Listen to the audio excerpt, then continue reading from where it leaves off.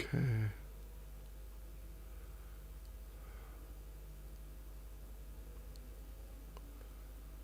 Let's see. So we are reading from the 30? Well, the 4th volume, 33rd chapter of Srila Prabhupada, Lilamrita. Let's see.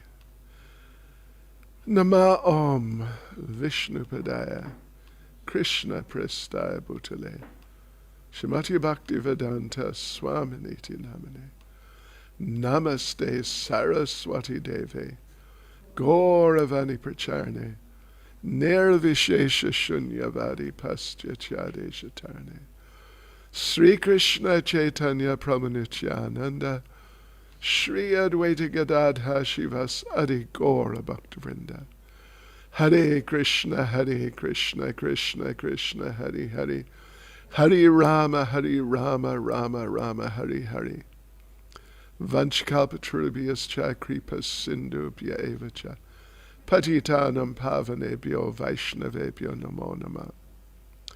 So yes, here we are, 33rd chapter of Prabhupada Lilamrita.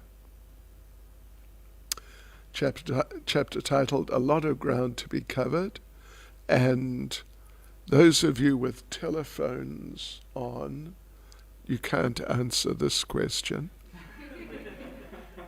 Where are we? Where is Prabhupada? No, I think you're not allowed to. We'll see. Where are we? Oh, go on. All right, you can go. No, you can't. If whatever he said, you can't say. Okay, where? Yes, Gorakhpur. One day, Prabhupada visited Hanuman Prasad Poda. Mr. Poda had been gravely ill for some time, but he was able to sit up and speak briefly with Prabhupada. As the pioneer of the Kalyana magazine, which printed installments of the Mahabharata and other Vedic classics, Hanuman Prasad Poda was a world-famous patron of Indian religious thought. His inexpensive Hindi Bhagavad Gita translation had been distributed by the millions, so that even a poor man could have a copy of Bhagavad Gita. Mr. Poda had been a friend to Prabhupada when in 1962 Prabhupada had come to him in Gorakhpur and shown him his manuscript for the first volume of the Srimad Bhagavatam. Appreciating the importance of the work, Mr. Poda, by his word of approval, had helped Prabhupada get a donation for its printing from the Delhi industrialist, Mr. Dalmia. Now, almost 10 years later, Prabhupada was showing Mr. Poda his recently published books, Krishna, the Supreme Personality of Godhead, Teachings of Lord Caitanya, The Nectar of Devotion, and his magazine Back to Godhead. Mr. Poda was impressed, and he and Prabhupada exchanged their sincere appreciation of each other's work. Mr. Suryakant Fogla. Hanuman Prasad Poda was my grandfather. He was very much ill at the time Prabhupada came here to meet him in his bedroom upstairs. There are certain things which cannot be explained, but they were talking in the language of their eyes. My grandfather expressed some gratitude, some affection, some regard by his eyes, and Prabhupada's reply was also in the same way. The appreciation from both sides could easily be seen and appreciated by the persons who were present. A lot of Prabhupada's disciples were there, and everyone was almost in tears when these two saints, great people, met and talked to each other. They were talking about the spiritual world, and they were praising each other for their deeds. My grandfather also was saying that what Prabhupada has done, it is unforgettable for anyone of the world. Because to take our Indian culture to Western countries, the credit entirely goes to our beloved Prabhupada. And he was the only person who took Radha Krishna and the holy name outside in such a way that nobody else could and will be able to in the future. Unquote. Since Mr. Poda was ill and weak, Prabhupada left after about half an hour. Prabhupada had spent 2 weeks in Gorakhpur, and now he was eager to go to Bombay. Leaving 2 disciples behind to attend to the deity worship and continue preaching in Gorakhpur, he left. So now, looks like, moving to Bombay.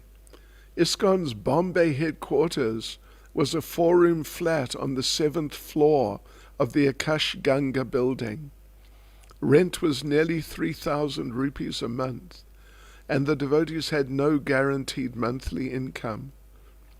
Yet because the building was in a vital, prestigious location, Prabhupada had taken the risk.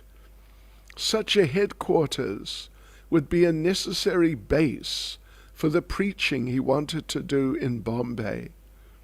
And his next preaching would be a grand 11-day Pandal program. If you're going to hunt, Prabhupada said, then you should hunt for a rhinoceros. In that way, if you don't succeed, everyone will simply say, oh, it couldn't be done anyway. But if you do succeed, then everyone will be surprised. Everyone will be amazed. Prabhupada revealed his plans for a gigantic Pandal festival. As Prabhupada revealed his plans for a gigantic Pandal festival, the devotees became keenly aware that Prabhupada's inspiration was motivating all their preaching. Without him, they could never attempt anything so bold and ambitious as a giant Pandal festival in Bombay. Often, quote unquote, the American and European disciples had been billed along with him, advertised, as if of equal importance, but the devotees saw themselves as only foolish servants, trying to help the genuine, pure devotee of the Lord. Although Prabhupada credited his disciples knew that Prabhupada was Krishna's empowered representative. He was their authority and personal link to Krishna. His words and actions evinced full transcendental potency. As Krishna was unlimited, Srila Prabhupada, Krishna's dearmost friend, was entitled to demand unlimited service on Krishna's behalf. In the service of Krishna, no project was impossible. Impossible, Prabhupada said, was a word in a fool's dictionary. So of course some may then say, all right, impossible is a word in a fool's dictionary, and I am a fool. So it's a word in my dictionary. Some things are impossible. But the thing is, if we accept Prabhupada's desire as our desire, and yes, we really dedicate ourselves to fulfilling Prabhupada's desire, then we must know Krishna will be behind us. Not because we are this or we are that in and of ourselves, but because Prabhupada, whatever Prabhupada wants, Krishna gets behind that. So that's very important. It's very, very important. In this way, devotees can overcome limitations. Limitations like, actually I was talking about it earlier today with Vrajavilasini, if you know her, from Cape Town. She's collecting biographical information about me. So yes, I was telling her how in 1992, yes, I think, 92.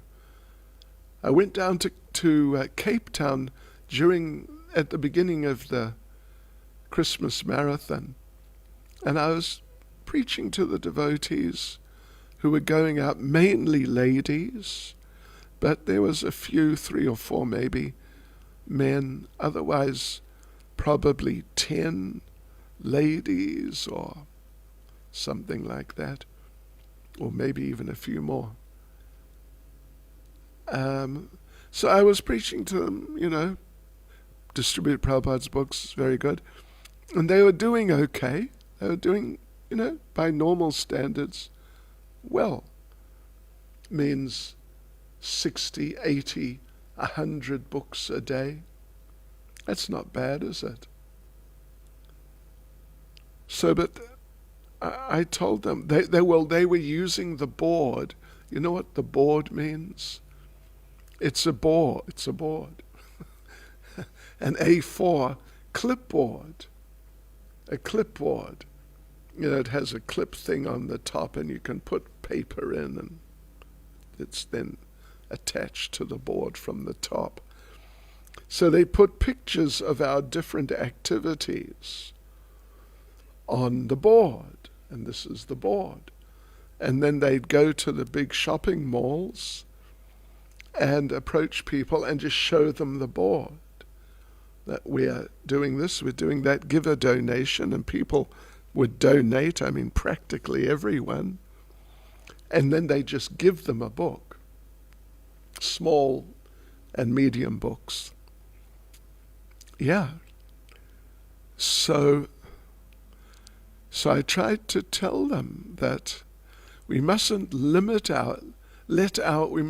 our minds limit us.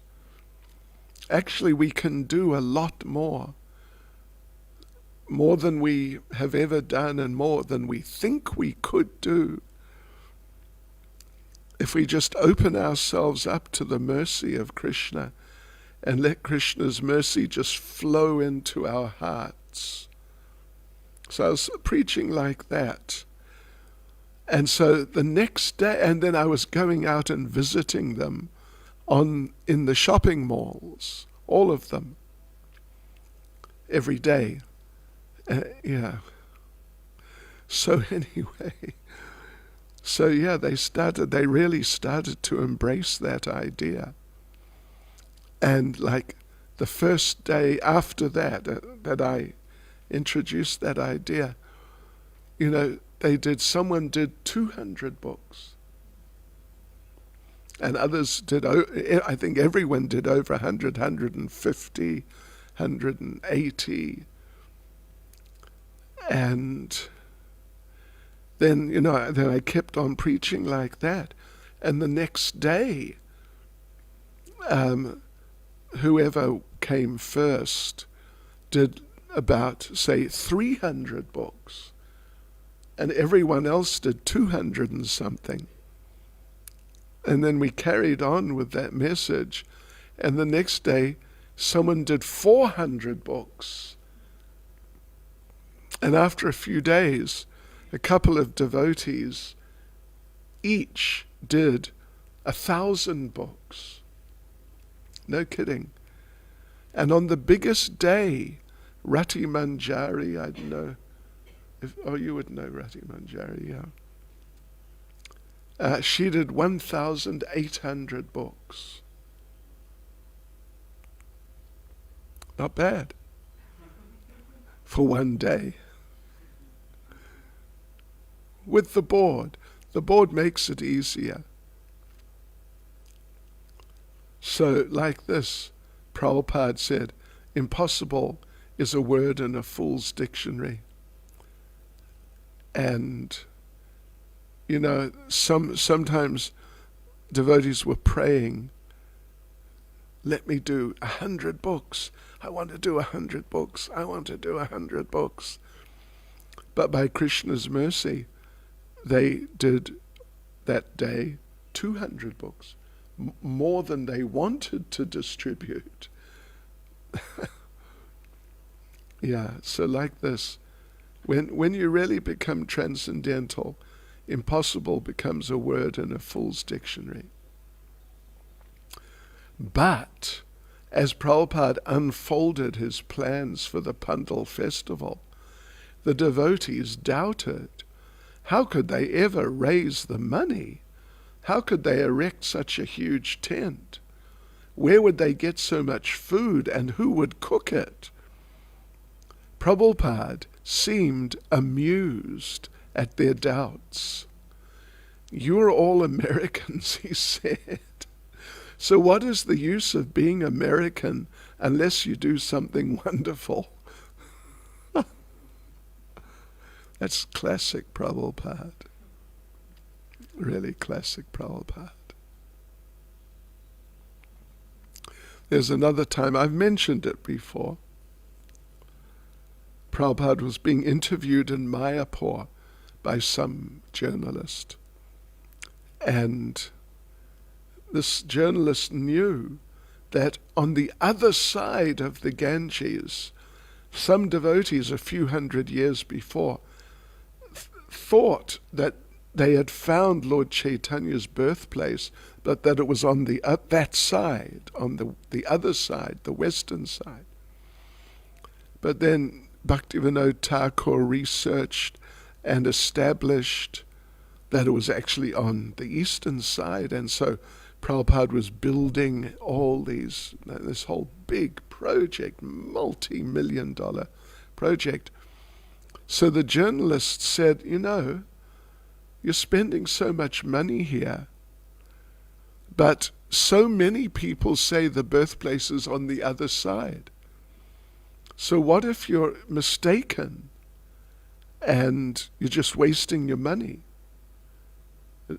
It'd be a bad investment to build so much here, spend so much here, if the birthplace is the other side. And Prabhupada said, no. And he presented different evidence, Bhaktivinoda Thakur, different maps he found, and old writings, and this and that, and things like this, and therefore it's authentic. This is the right side.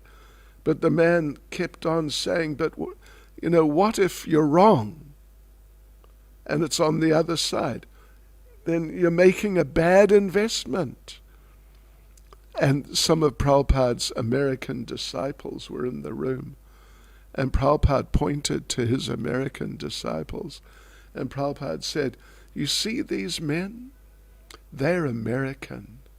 Do you think they would make a bad investment? And the interviewer said, oh, okay. He accepted that.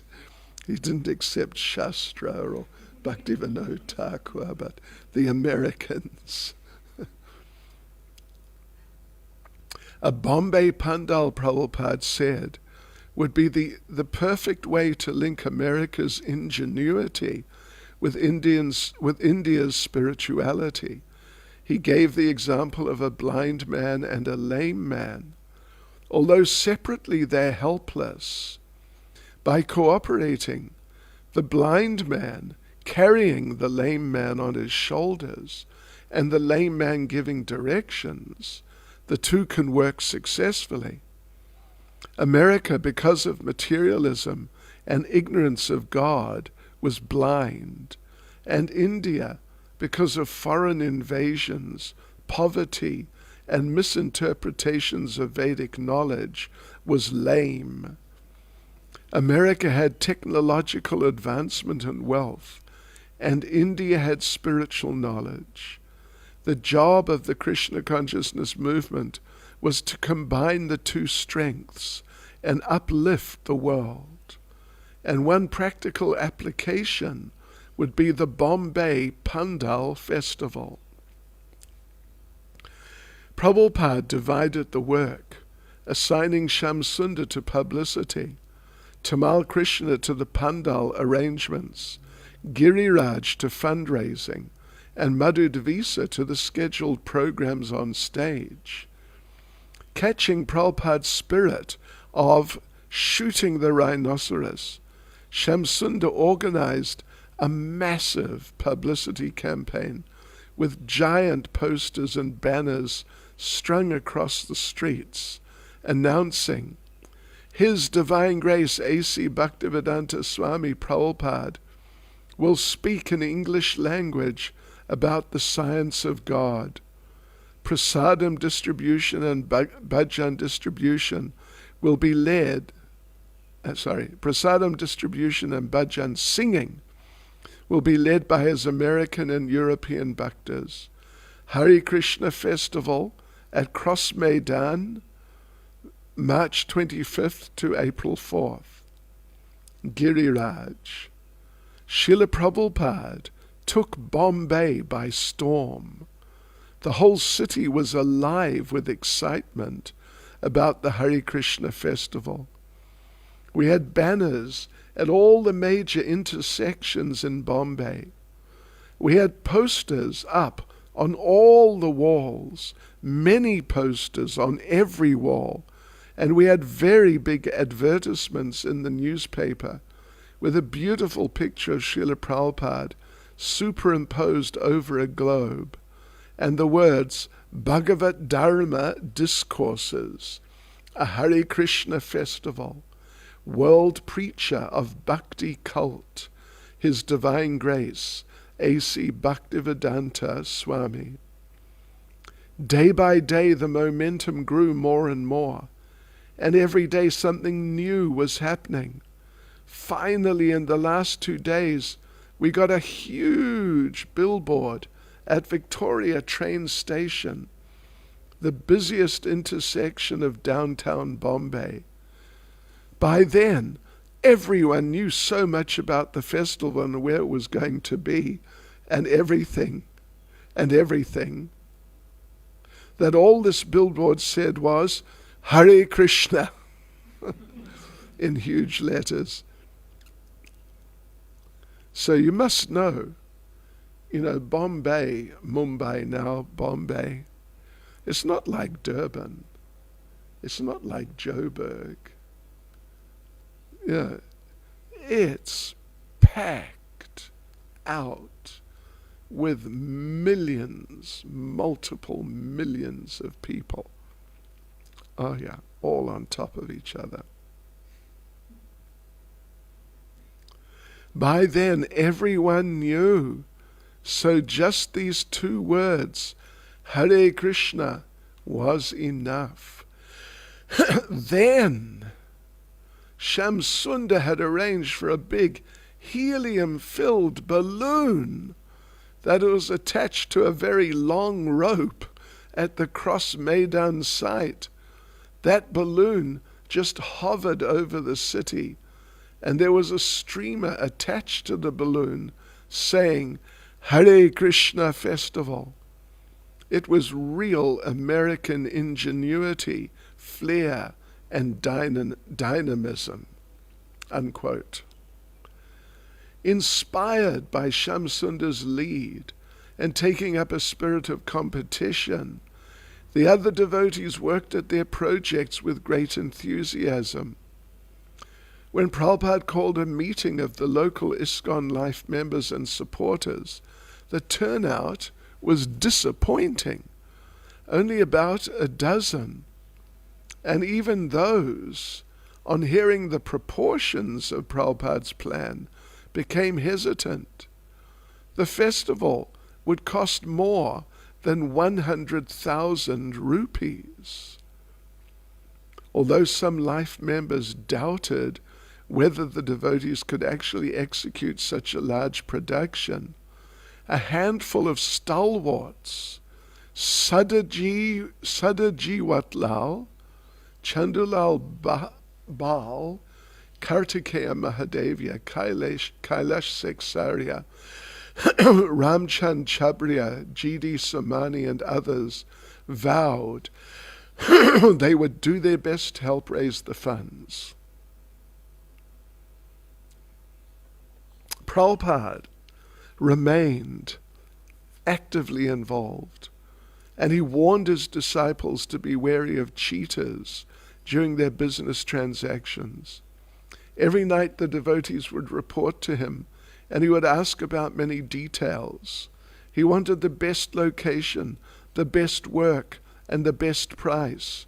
He wanted to know everything. What about the cooking area? Are all the devotees working to their full capacity? Is the mailing list complete? Have the invitations been sent? What about the latrines? What was the cost of the sound system? He scrutinized every detail with sharp, critical intelligence. Giriraj's fundraising was going well. He had donations solicited from businessmen and had printed a souvenir pamphlet, but he was feeling a strain, and he came to Prabhupada for solace. Can we use force in Krishna consciousness, he asked. Prabhupada frowned. No, we cannot use force. But what if we see one of the workers is lazy on the job and not doing what he's supposed to? No, Prabhupada replied, we can never use force. Well, what about in making life members? Giriraj asked. Force we cannot use, Prabhupada repeated, but we can trick them. He told a story about a boy who didn't want to do arithmetic. As soon as the teacher wrote 1 + 1 on the board, the boy would balk, like hesitate. So the teacher drew a picture of a cow on the board and asked the boy, if a man has 1 cow and then he buys another cow, how many cows will he have? The boy answered, 2. Thus the teacher began teaching him arithmetic, even though he was unwilling to learn. So people may be averse to serving Krishna, Prabhupada explained, but we can trick them and get them to serve without their knowing it.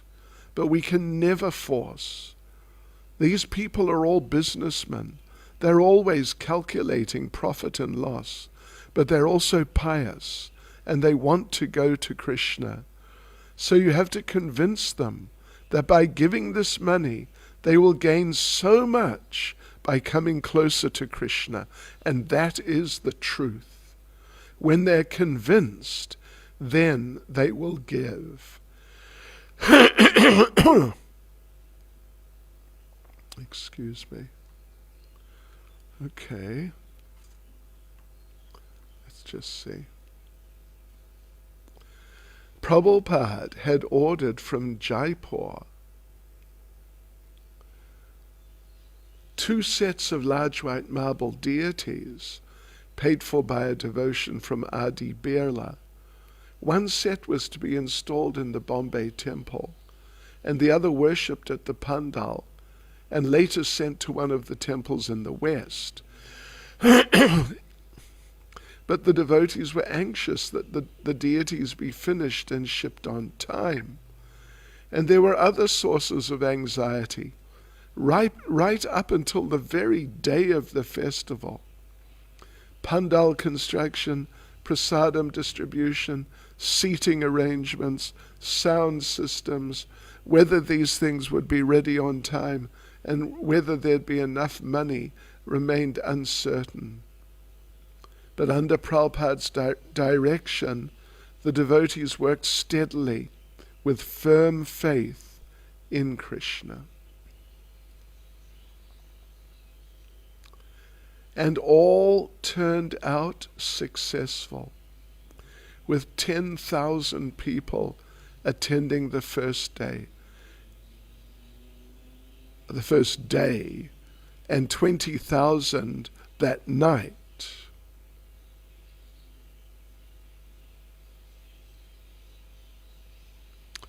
We will continue tomorrow. Srila Prabhupada ki jai. Any comment or question?